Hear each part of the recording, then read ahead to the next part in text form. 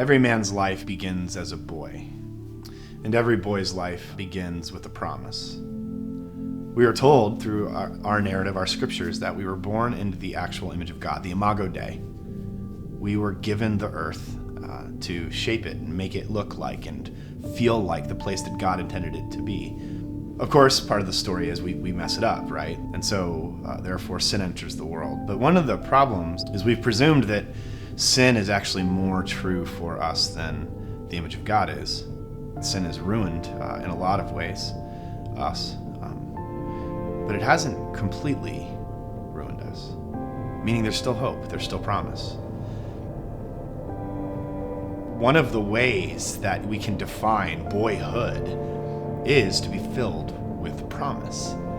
This great hope that you're going to leave some enduring mark on the world. It's actually a really powerful feeling, and none of us as men have ever escaped this feeling of promise.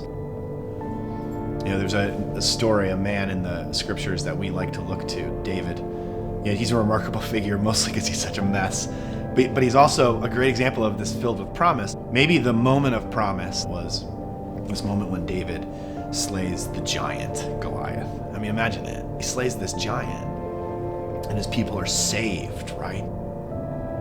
The promise of God for him was being realized.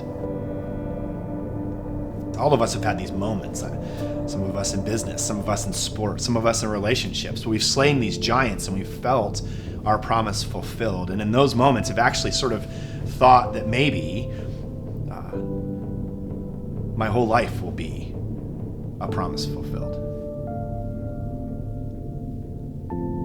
We think that the world has actually tried to take promise away from you, from us, from me.